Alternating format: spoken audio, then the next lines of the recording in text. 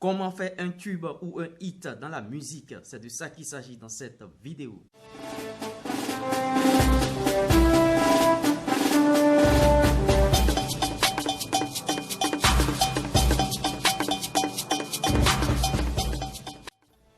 Coucou, salut, Lures Premier, votre surdoué du foot business et de l'industrie musicale. Bienvenue sur ma chaîne Lures Premier officiel d'entrée de jeu famille.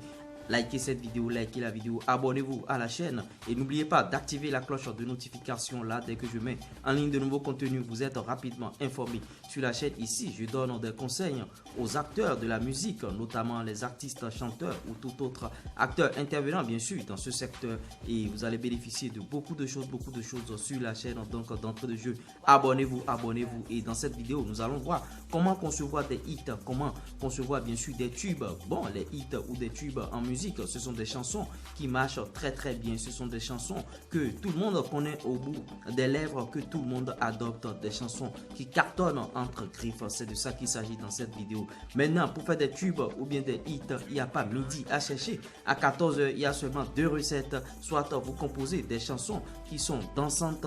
Vous voyez, les chansons dansantes font déstresser aussi. Celui qui est dans le stress et tout, il a besoin d'une chanson dansante. Donc, à coup sûr, ça marche. Et l'autre recette, bien sûr, ce sont des chansons qui font réfléchir, parce que en chantant comme ça, quelqu'un qui est dans la détresse, quelqu'un qui est bien sûr dans un problème, il se sent accompagné, il ne se sent plus seul dans le même problème, et ce sont des chansons qui marchent à coup sûr aussi, les chansons qui font réfléchir.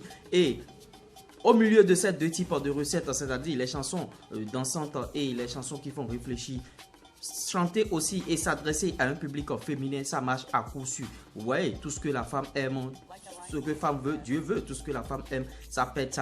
Et les chansons aimées par les femmes sont à 80%, 90% des hits, des tubes, tout ce que vous voulez. Donc, je récapitule: pour concevoir un hit ou bien un tube, faire des chansons dansantes, ça permet de déstresser, et l'humain a besoin de se déstresser, et faire aussi des chansons qui font réfléchir. Et bon, les chansons qui font réfléchir, ça conscientise, et l'humain se sent accompagné, il ne se sent plus seul dans le même problème. Et vous voyez, et au milieu de tout ça, s'adresser aussi à la gente féminine, à l'image de Dadju, à l'image de Stengila. Et vous voyez, les chansons dansantes, je reviens encore sur les chansons dansantes, et vous voyez, c'est avec des paroles très simples. Une chanson qui fait danser, ça va péter à coup sûr. Vous voyez, Nomielé de Fior de Bior, ça a pété. Et vous voyez, avec des paroles très simples, ça fait danser, ça fait déstresser. C'est de ça qu'il s'agit. Maintenant, l'exception qui confirme bien sûr la règle, c'est bien sûr Stromae. Vous voyez, Stromae, lui, il peut faire des chansons dansantes, il peut faire des chansons qui font réfléchir. Donc, en gros,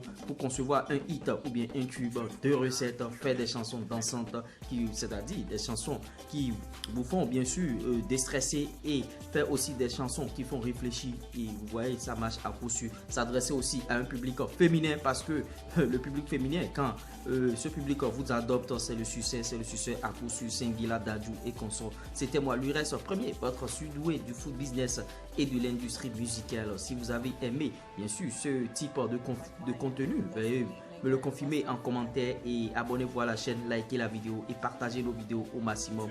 En route pour de nouveaux défis. Ciao. Bouyaka.